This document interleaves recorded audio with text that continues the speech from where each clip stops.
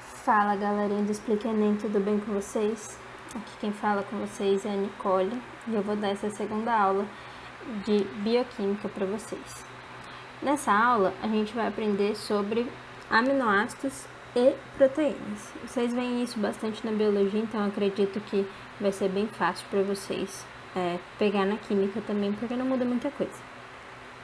Vamos lá, sobre os aminoácidos, o que vocês precisam saber? Eu já dei umas grifadas aqui. O que é o aminoácido? Ele é um composto que tem duas funções, amino e ácido, concordam? São duas coisas. Então, ele é um composto que tem duas funções, uma amina e outra ácido carboxílico. Por incrível que pareça, muita gente chega na faculdade de biológicas e não sabe isso. Então, assim, conceito básico, gente, aminoácido é formado de uma amina, de um grupo amino e de um grupo ácido carboxílico, tá bom? Os aminoácidos, por que eles são tão importantes? Porque a gente estuda eles, porque eles formam a proteína e a proteína forma todo o nosso corpo. Tudo basicamente é formado de proteína, tá bom? Então é bem importante que vocês saibam esse conceito básico aqui. Vamos lá. A gente tem apenas cerca de 20 aminoácidos naturais, mais pra frente a gente vai explicar a diferença entre eles, é o que fala nesse texto, é basicamente isso. Aqui ele mostra umas classificações dos aminoácidos, que na verdade é a classificação que a gente aprende lá no começo da química orgânica, né? Por exemplo, um monoamino monoácido, tem uma amina, um ácido. Um monoamino de ácido, de carboxílico, tem dois ácidos. Entendeu? É coisas de classificação de orgânica, não muda muita coisa. E eu não vou ficar falando, gente, para não tomar o tempo de vocês, porque estudar vestibular é questão de tempo. Então, eu vou passar para vocês o que é realmente importante, tá bom? Aqui, de acordo com a cadeia carbônica, alifáticos são os que não têm nenhum ciclo. Aromático tem anel aromático. Heterocíclicos, que tem cíclicos com átomos diferentes de carbono, tá bom? Agora, vamos lá.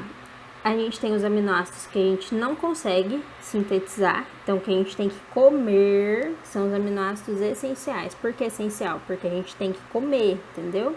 É essencial. E os demais aminoácidos nosso próprio organismo produz, que são os que a gente chama de não essenciais ou dispensáveis, porque a gente produz. Aqui entra muita questão que está sendo cobrado bastante nos vestibulares, que é a questão da alimentação e de uma vida saudável e tal, entra bastante essa parte dos aminoácidos essenciais, tá bom? Aqui a reação dos aminoácidos. Vamos lá, gente, eu não sei se você lembra, mas a amina era considerada uma base na orgânica e ácido considerado ácido na química inorgânica, ou na química orgânica. Então, se o aminoácido ele tem as duas coisas, logo ele tem um caráter ácido e básico, que é o que a gente chama na química de anfótero, tá bom? Isso é muito importante que vocês saibam, que o aminoácido tem um caráter ácido e básico. Os aminoácidos, então, por conta deles terem essa cadeia carbônica que pode ser ou ácida ou básica, eles atuam de diferentes maneiras nas reações. Por exemplo, em solução ácida, o aminoácido ele comporta-se então como uma base, e aí ele gera um íon positivo. Já em solução básica, o aminoácido age como um ácido e geram íons negativos, tá bom? Essas coisas ela é bem importante porque você vai entendendo o funcionamento do seu organismo. Porque, por exemplo, que quando a gente tem febre, falam que desnaturam as proteínas, a gente vai entendendo a partir desse caráter do aminoácido de ser anfótero, tá?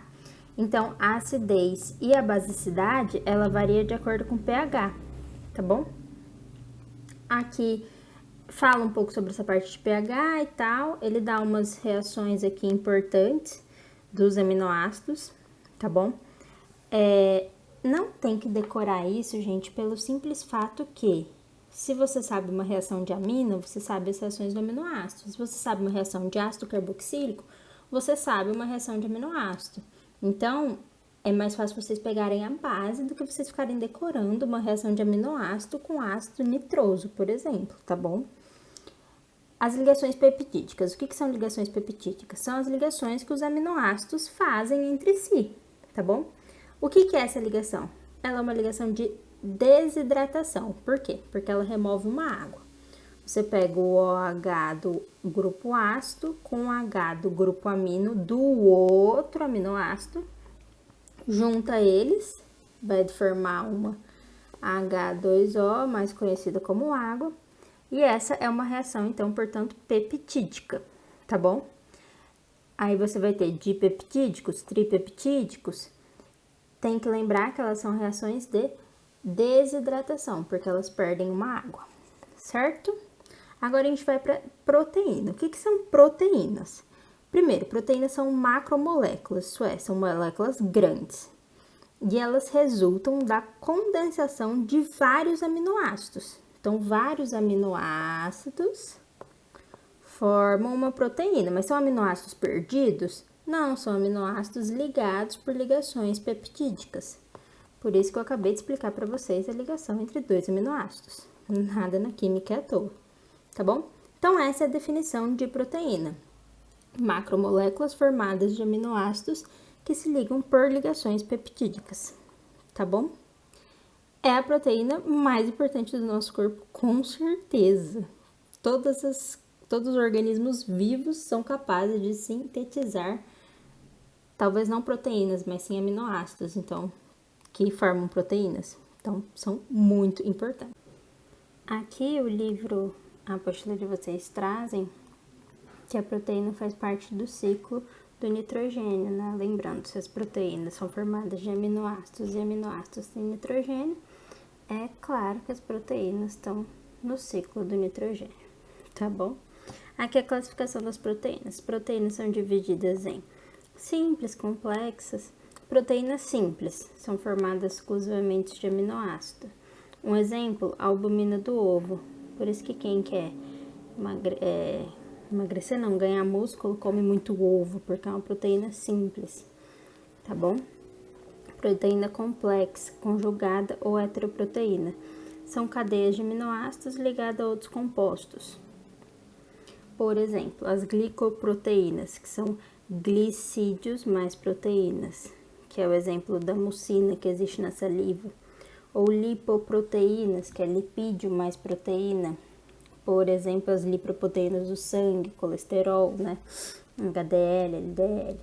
Fosfoproteínas são com o grupo fosfato, que é o que tem na caseína do leite. Cromoproteínas são as que têm pigmento, que têm cor, como a clorofila, a hemoglobina. Nucleoproteínas são os que compõem um grupo também de ácido nucleico, tá bom? Aí as funções dessa proteína no nosso organismo, isso é bem importante. Proteína estrutural, a gente tem, importante, colágeno, que forma tendão, cartilagem. A queratina, que forma as unhas, o cabelo. Proteína de transporte, famosa hemoglobina, que transporta oxigênio. Proteína reguladora, por exemplo, as enzimas que a gente vai estudar mais pra frente na apostila. Os hormônios, gente, são proteínas que a gente não sabe, muita gente não sabe que o hormônio é proteína. Proteína protetora, anticorpo, tão falado aí no tempo do Covid, é uma proteína. Proteína de contração, actina e miosina, que é o que faz nosso músculo contrair, proteína. Proteína celular, por exemplo, glicoproteína, que é o que está nas membranas plasmáticas, tá bom? Tudo isso são proteínas.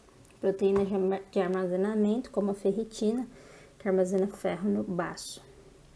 Quanto às estruturas da proteína, isso é bem importante também, tá? São 4 estruturas. A primeira é a primária.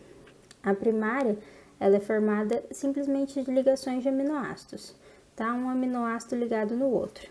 Aí aqui, ele dá um exemplo, por exemplo, com 3 aminoácidos, você tem tudo isso de possibilidade de formar proteína, porque cada aminoácido forma, com 3 aminoácidos a gente forma 6 proteínas, com 10 aminoácidos forma tudo isso. Cada aminoácido, a ordem do aminoácido, ele importa na hora de formar a proteína, tá? Então, por exemplo, um aminoácido ABC é uma proteína, um aminoácido BCA é outra proteína, Estrutura secundária, ela é a estrutura primária enrolada, tá bom? Ela tem entre elas pontos de hidrogênios, que são essas coisas aqui, tá? É bem importante saber que as estruturas secundárias têm pontos de hidrogênio. E aí elas se enrolam.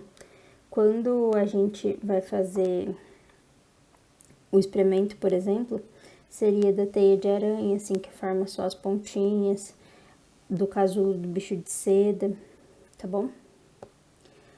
A estrutura terciária, ela já é um pouco diferente, ela é uma estrutura 3D. Você pega a secundária e dobra mais ainda. Ela é uma estrutura 3D, tridimensional, tá bom? Às vezes ela é estabelecida até por átomos de enxofre, tá bom? Das proteínas. E a estrutura quaternária, elas são várias estruturas terciárias, que é o caso da hemoglobina, que a gente estuda. HBA,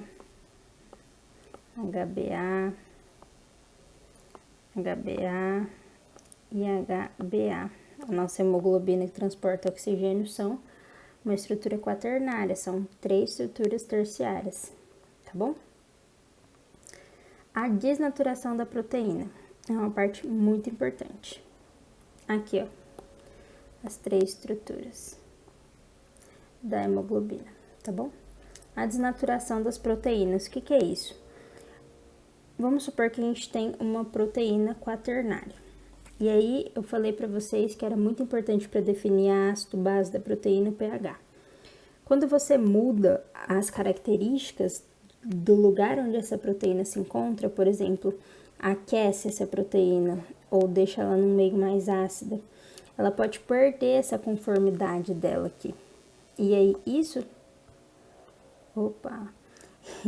isso se chama desnaturação. É quando a proteína perde a sua conformidade. Ela pode ir da estrutura quaternária para a primária. Da primária ela nunca perde, né? Mas ela pode ir da quaternária para terciária.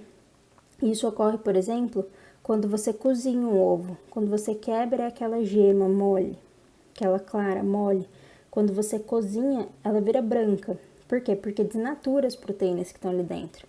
Ou quando você ferve o leite, forma nata. Isso daqui explica a nossa febre. Por que é tão preocupante quando a pessoa tem febre? Porque aumenta muito a temperatura e desnatura as proteínas do corpo. Então, você perde muita proteína quando você tem febre.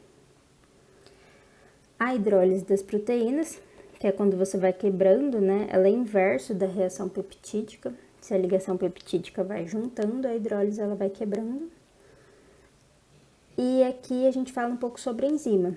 Enzima, elas nada mais são do que proteínas que agem como catalisador dos processos. O que é catalisador? Vamos lá, você precisa chegar desse ponto a esse ponto aqui. E aí você tem esse caminho. Beleza? Você chegou. O que a enzima faz? Um caminho mais fácil, uma linha reta. Tá bom? É isso que a enzima faz.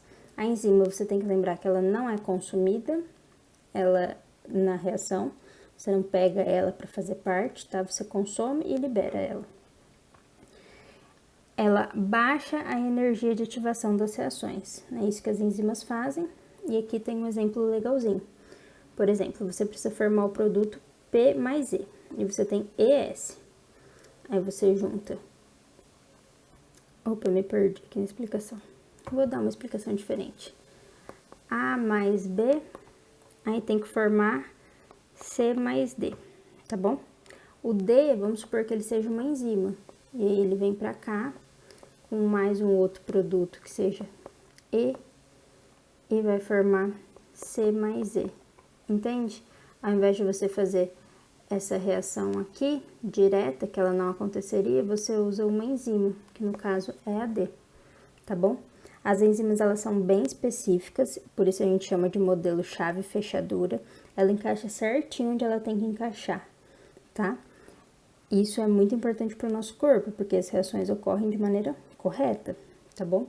E aqui fala sobre a temperatura, pH, que são muito importantes. Ele cita um exemplo também da pepsina, que age no estômago. E ela só funciona entre pH 1.8 e 2.2.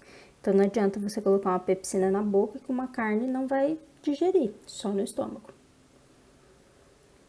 Aqui ele fala só um resuminho sobre a nossa alimentação humana, vale a pena vocês lerem, mas o conteúdo da apostila em si é isso, espero ter ajudado, gente.